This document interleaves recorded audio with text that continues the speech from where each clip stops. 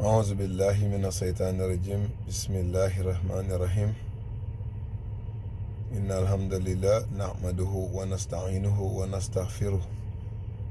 ونعوذ بالله من شرور أنفسنا ومن سيئات أعمالنا من يهده الله فلا مضل له ومن يضلل فلا هادي له أشهد أن لا إله إلا الله وحده لا شريك له وأشهد أن محمدا عبده ورسوله يا أيها الذين آمنوا اتقوا الله حق تقاته ولا تموتن إلا وأنتم مسلمون ربي اشرح لي صدري ويسر لي أمري واحلل عقدة من لساني يفقهوا قولي asalaamaaleykum wa rahmatullah mbokk yi ñoo seetaan ci tundi àddina fépp fu waay nekk ñu nekk ci penku xarfu sowu ak ngalandu maa ngi leen di nuyu kenn ku ne ci sa tur di sa ak sa sant gannaaw buñ sante yàlla julli ci yonente bi tedd bi muhammad sallallahu alayhi wa sallam ngi gërëm sun ñaari waajur gannaaw loolu ñu ngi gërëm Cheikh Abdoulaye Diop Xaas Baay Ñas nag radiyallahu taala anhu dafay wax ne ñàkk fayda mu ngi tàmbalee ci gërëm ku la defalul dara te man ñàkkuma fayda ñàkk fayda mu ngi tàmbalee ci defal ku la gërëm ku la defalul dara te man ñàkkuma fayda waaye maa ngi gërëm Abdoulaye Diop Xaas bu baax fa nga ma jëlee fa nga ma indee ko gën wallahi la Thione Seck waxoon nag Abdou Diouf laa lay wax ku lay kontar dafa naandul wala boog xamul dara ci baatin waaw ku lay kontar wallahi dafa naandul wala boog xamul dara ci baatin waaye la mu saf ka ko macc rek moo ko xam képp ku am aajo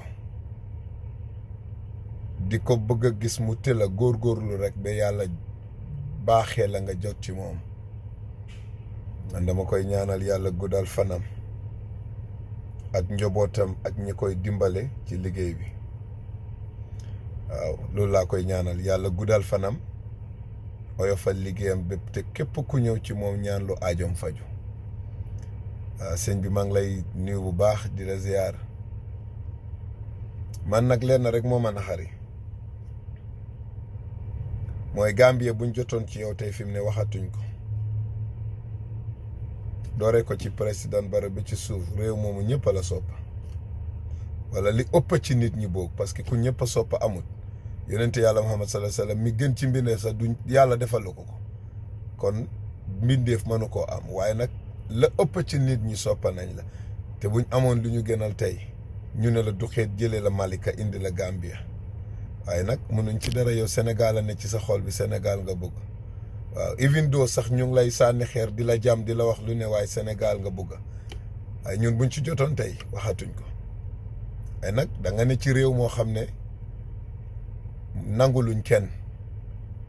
waaw da nga ne ci réew moo xam ne nanguluñ kenn du wut ne sax yow lañ bañ waaye dafa am ñetti façon yi noon yu am ci àddina dafa am lu ñoo ooyee nooni naataango